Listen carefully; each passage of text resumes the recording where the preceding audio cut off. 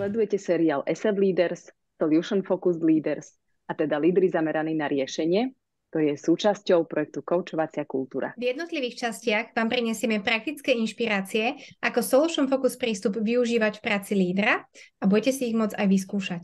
Vďaka ním sa vám bude pracovať a fungovať ľahšie a ušetríte si tým čas a energiu.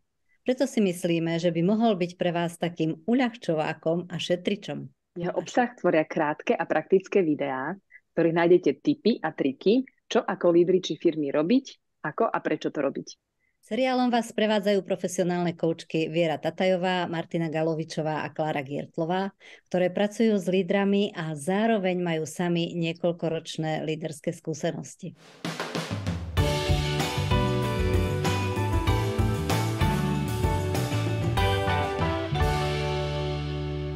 V dnešnej časti si predstavíme koučovací leadership, tiež vám povieme, čo vám prinesie, ak budete sledovať náš seriál a na konci vás pozveme k krátkemu experimentu. No a teraz si poďme povedať, že čo to vlastne ten koučovací leadership je.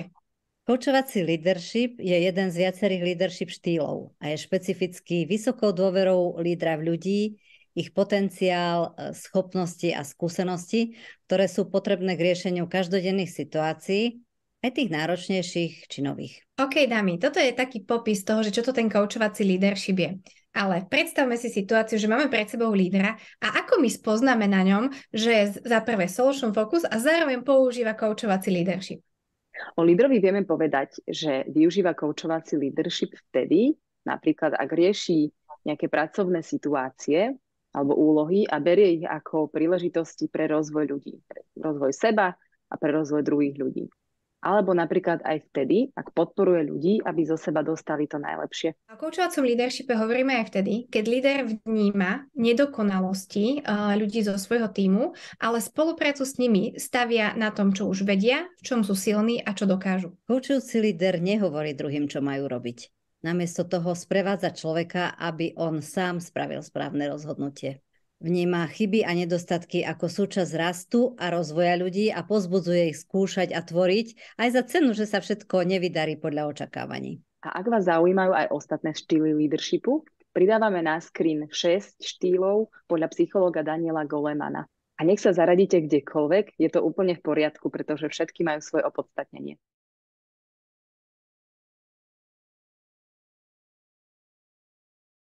Ak si ako lídri práve kladete otázku, že prečo by ste mali chcieť využívať koučovací leadership, máme pre vás možnú odpoveď. Ak vás zaujímajú dáta o výhodách koučovacieho leadershipu, tým sa budeme venovať v samostatnom videu. Ja len tak z vlastnej skúsenosti však môžem povedať, že mi ušetril zo začiatku asi tretinu času a neskôr, keď sme už boli v koučovacom leadershipe zabehnutí, to bola asi polovica času. Ako z názvu nášho seriálu SF Leaders vyplýva, tak na koučovací leadership sa budeme pozerať cez optiku Solution Focus prístupu. Ak by ste sa chceli o Solution Focus prístupe dozvedieť viac, sledujte našu SF abecedu, v ktorej sme sa na tento prístup pozreli naozaj detailne.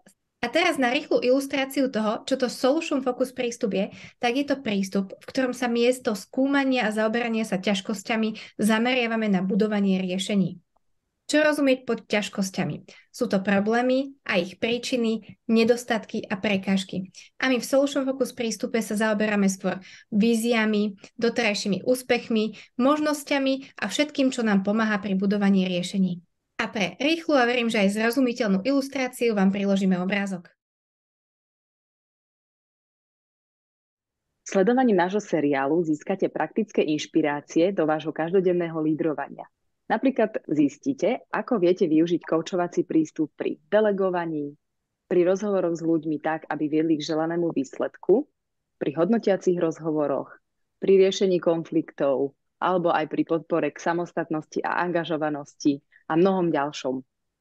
Každej z týchto tém sa budeme venovať neskôr vo videách samostatne. A rady sa povenujeme aj témam, ktoré prinesiete vy. Tak neváhajte a napíšte nám, čím žijete. Dnes sa s vami lúčime s pozvaním k experimentu. Zahrajte sa nasledujúce dni na polovačku a pokúste sa uloviť aspoň jednu vec, ktorá sa jednému z vašich kolegov podarila. A keď ju ulovíte, tak položte tieto 3 otázky a sledujte, čo sa bude diať. Ako sa ti to podarilo? Vďaka čomu sa ti to podarilo? a ako si k tomu prispela. Keď to vyskúšate, tak sa prosím podielte o svoje zistenia tu dole. Čo ste si počas tohto experimentu všimli? Budeme veľmi zvedavé. Sledovali ste SF Leaders, prakticky uľahčovák a šetrič pre úspešných a produktívnych lídrov.